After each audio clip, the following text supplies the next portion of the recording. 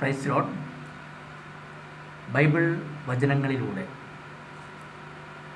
Samson Delilah continue ചെയ്യുന്നു.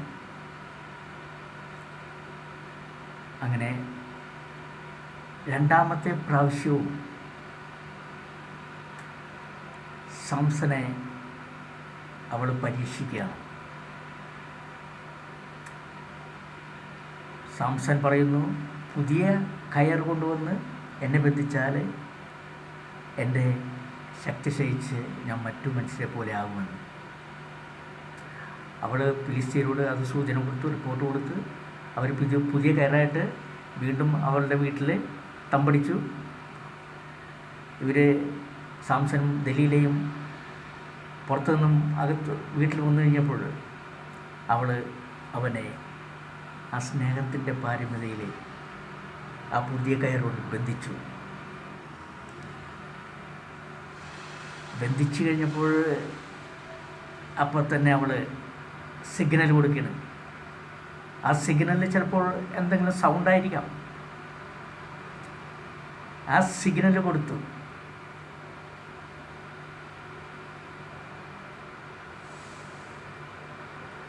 സാംസനോട് പറഞ്ഞു, നിന്നെ ഫിലിസ്ത്യർ വളഞ്ഞിരിക്കുന്നു, വീണ്ടും നിനക്കെന്ത് ചെയ്യാൻ സാധിക്കും? അത് പറഞ്ഞപ്പോൾ തന്നെ സാംസൺ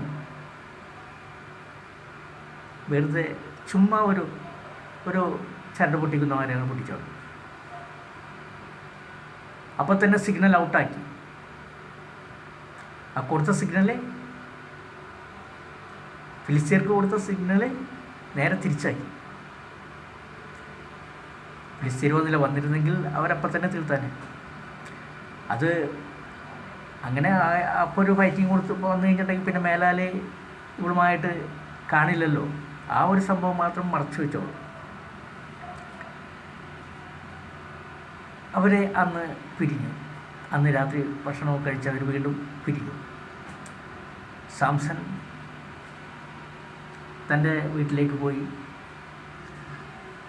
അവൻ ഇങ്ങനെ ചിന്തിക്കാൻ തുടങ്ങി, തൻ്റെ പ്രണയിനി, ദൈവത്തിൻ്റെ പ്രേരണ എനിക്കുണ്ട്. 2 പ്രാവശ്യം ഞാൻ കളവ് പറഞ്ഞു. ഇനിയും അവൾ ചോദിക്കും.